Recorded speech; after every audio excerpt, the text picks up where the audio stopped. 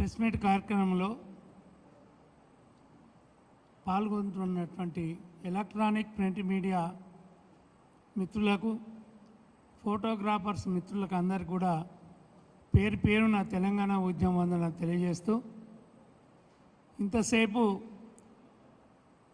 ఈ 3 సంవత్సరాల కాలంలో జరిగినటువంటి అవినీతి గురించి మాజీ ఎమ్మెల్యే గారు, మాజీ చీఫ్ వినయ్ భాస్కర్ గారు చాలా వివరంగా చెప్పడం జరిగింది. నేను ప్రజలకు ఉన్న వాస్తవాలు వెల్లడించడానికి, మీ ద్వారా ప్రజలకు చెప్పడానికి ఈరోజు ఈ నెల 21వ తారీఖు ఆదివారం రోజున ఆనాటి ముఖ్యమంత్రి కేసీఆర్ గారు కాళోజీ కళాక్షేత్రానికి 2.5 ఎకరాలు, ఆ ల్యాండ్ ఎవరిది అంటే కార్పొరేషన్ ల్యాండ్. ఆ కార్పొరేషన్ ల్యాండ్ను 2.5 ఎకరాల స్థలాన్ని అక్కడ శంకుస్థాపన, కాళోజీ కళాక్షేత్రానికి శంకుస్థాపన చేయడం జరిగింది. అది కార్పొరేషన్ ల్యాండ్ అయితే టూరిజం డిపార్ట్మెంట్కు ఇవ్వడం జరిగింది. సరే, అక్కడ స్థలం సరిపోదు, కాళోజీ కళాక్షేత్రం చాలా పెద్దగా ఉండాలి, పెద్దగా ఒక 50 కోట్లతో ఎస్టిమేట్ వేసి ఇక్కడి నుంచి ఇప్పుడు కట్టిన స్థలానికి 4.5 ఎకరాల స్థలానికి దాన్ని మార్చడం జరిగింది.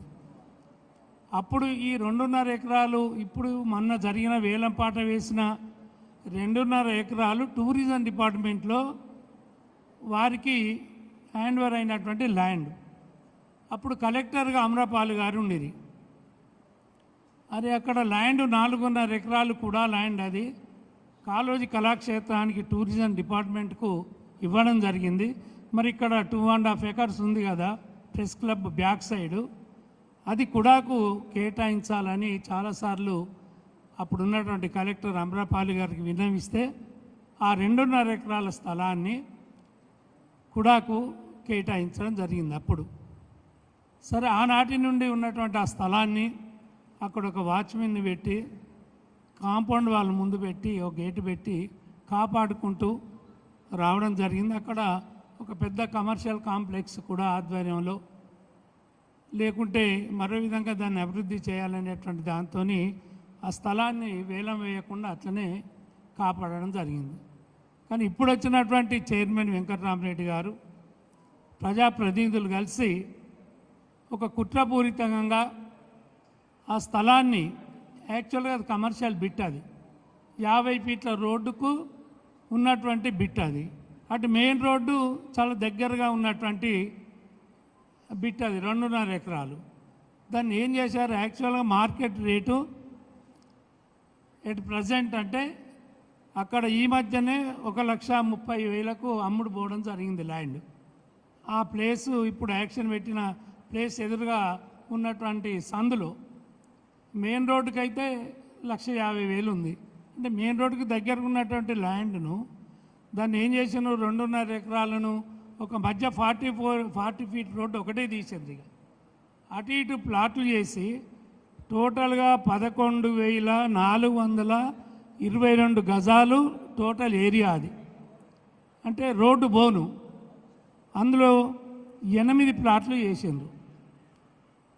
కొన్ని 999, 919, 1479, 1199, 1109, 3,769 ఒక బిట్టు. ఇవి మొత్తం టోటల్గా 8 ప్లాట్లుగా వేలంపాట వేయడం జరిగింది. అక్కడ ధర ఎంత నిర్ణయించిండ్రు, కేవలం 65,000 మాత్రమే గజానికి. ఈ మధ్య అమ్ముడు పోయిన రేట్ ఎంత ఉన్నది అక్కడ, దాని ఎదురుగా ఒక సందులో 1,30,000కు గజం చొప్పున అమ్మడం జరిగింది. 1,30,000 గజం. మెయిన్ రోడ్డు మీద 1,50,000 గజం ఉంటుంది. ఇప్పుడు మెయిన్ రోడ్డుకు జస్ట్ కూట దూరం. మీ అందరికీ తెలుసు, ప్రెస్ మిత్రులందరికీ తెలుసు, మీ వెనుక ఉన్నటువంటి అతి ముఖ్యమైనటువంటి ప్రైమ్ లొకాలిటీలో ఉన్నటువంటి 2.5 ఎకరాల బిట్ అది. మరి మన 8 ప్లాట్లు వేలంపాట వేస్తే 6 ప్లాట్లకు మాత్రమే సిండికేట్ ఏర్పాటు చేసుకొని 30 మంది టోకెన్స్ తీసుకుంటే 11-12 మంది మాత్రమే లోపలికి అలో చేయడం జరిగింది. టోకెన్ తీసుకున్న వాళ్ళందరినీ కూడా అలో చేయాలి లోపలికి హాల్లోకి. అది ఎక్కడ పెట్టాలి? ఓపెన్ ఇక్కడ పెట్టాలి యాక్షన్, కానీ కూడా ఆఫీస్లో పెట్టిండ్రు. కేవలం 11-12 మందిని మాత్రమే అలో చేసి ఒక సిండికేట్గా ఏర్పాటై 65,000 ఓపెన్ మార్కెట్ రేటు పెట్టిండ్రు. పెట్టి ఏం చేసిండ్రు? వాళ్ళతో మాట్లాడుకొని మాకు తెలిసిన సమాచారం మాకు ఒక 10%, అది అదనంగా మాకు 10% ఇవ్వాలి. మిగతాది 65,000 అంటే 65,000 వేలంపాట పెడితే 66,000 అంటే 1,000 రూపాయలు ఎక్కువ, 66,500 1,500 ఎక్కువ, 67,000 ఒక 2,000 ఎక్కువ, 69,500 69,500 3 ప్లాట్లు. ఒక్క ప్లాట్ మాత్రం హైదరాబాద్ నుంచి వచ్చి అతను వేలంపాట పాల్గొన్నాడు. అతను బెదిరించి చదివించినా కూడా పాల్గొనకుండా 97,000 యాక్షన్ పోవడం జరిగింది. ఒక ప్లాట్ అది. మిగతా 5 ప్లాట్లు అంటే దాదాపుగా 5,000 గజాలు. కేవలం 66, 66,500, 67,000, 69,500 అంతే సిండికేట్గా ఏర్పాటు చేసి దీనికి సమాధానం చెప్పాలి వెంకట్రామరెడ్డి గారు. దాదాపు 50 కోట్ల నష్టం కూడా జరిగింది. ఎవరు బాధ్యులు? అధికారులు బాధ్యులా? చైర్మన్ గారు బాధ్యులా? వైస్ చైర్మన్గా ఉన్న కలెక్టర్ గారు బాధ్యులా? మా డిమాండ్ ఏంటంటే, గత బీఆర్ఎస్ పార్టీలో ఎక్కడ కూడా ఒక గజం ప్లాట్ కూడా తక్కువగా అమ్మిన దాఖలాలు లేవు. ఓ సిటీ కానీ మా సిటీ కానీ ఉనికిచెర్ల దగ్గర ఉన్నటువంటి కూడా ప్లాట్ల వేలంపాటలో కానీ ఎక్కడ కూడా డిమాండ్ దగ్గర రేట్ అయిపోవడం, ఎక్కువ రేటు పోవడం జరిగింది. కానీ 65,000 పెడితే 1,000, 1,500, 2,000, 3,000, 4,000 ఎట్లా పోతుంది అది? ఇక్కడ 1,30,000 ఉన్నటువంటి బాలసముద్రం అంటే ఒక heart of the city, prime locality. Total Hanamkonda, Warangal, Kazipet ప్రాంతాలు కలిపితే ప్రైమ్ లొకాలిటీ ఏదన్నా ఉందంటే heart of the city Balasamudram place.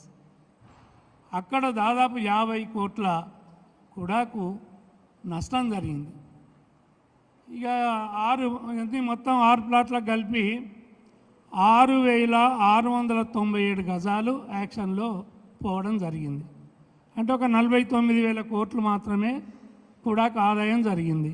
అంటే 100 కోట్లు రావాలి ఈ ప్లేస్కు, 50 కోట్లు కూడాకు గవర్నమెంట్కు నష్టం జరిగింది.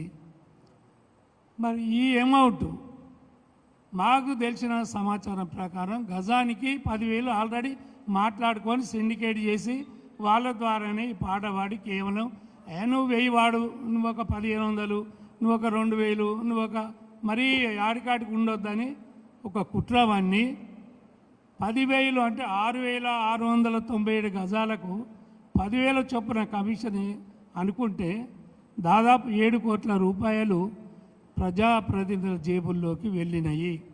ఇది నగ్న సత్యం. దీని మీద ఏ ఎంక్వైరీ పెడతారు? సిబిఐ ఎంక్వైరీ పెడతారా? మీ గవర్నమెంట్ మీదే కదా, లేకుంటే సిట్ వేస్తారా దీని మీద? లేకుంటే సిబిఐ ఎంక్వైరీ చేయిస్తారా? ఎక్కడ అవినీతి ఎందుకు జరిగింది? ఇంత తక్కువ రేటుకు ఒక సిండికేట్గా దాన్ని ఏర్పాటు చేయడానికి దాని వెనుక ఉన్న మూలకారకులు ఎవరు? ఏ రాజకీయ నాయకులు ఉన్నారు? ఇది కూడా చైర్మన్గా ఉన్నటువంటి వెంకట్రామరెడ్డి గారు చెప్పాలి. వైస్ చైర్మన్గా కమిషనరు ఆ మేడమే, కలెక్టరు ఆ మేడమే, కూడా వైస్ చైర్మన్ కూడా ఆ మేడమే. అంటే 3 పోస్టులల్లో ఆ మేడం గారు ఉన్నారు ఇప్పుడు. కాబట్టి ఆ బాధ్యత చైర్మన్ గారు, వైస్ చైర్మన్ గారు ప్రజలకు వివరించాల్సినటువంటి కనీస బాధ్యత ఉందని మేము మీ ద్వారా వారికి విజ్ఞప్తి చేస్తున్నాం. వెంటనే ఎంక్వైరీ చేయాలి దీని మీద.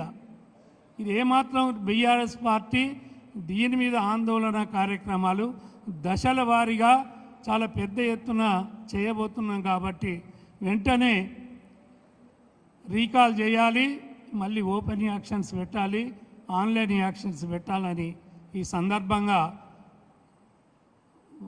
వైస్ చైర్మన్ గారికి, ఆ చైర్మన్ గారికి విజ్ఞప్తి చేస్తున్నాం. దీని వెనుక ఉన్న రాజకీయ నాయకులు హస్తం ఎవరిదో ఉందో కూడా అతి త్వరలోనే మేము బయట పెట్టబోతున్నాం. కాబట్టి ఇది ప్రజలు గ్రహించాలి. కూడా అభివృద్ధి చేయాలి, కానీ ఈ విధంగా కుడాకు నష్టం జరిగేటువంటి చర్యలు మాత్రం చేపట్టకూడదని ఈ సందర్భంగా మేము విజ్ఞప్తి చేస్తూ అతి త్వరలోనే దీని మీద పెద్ద ఎత్తున కార్యక్రమం చేపడదామని చెప్పి మీ ద్వారా విజ్ఞప్తి చేస్తున్నాం.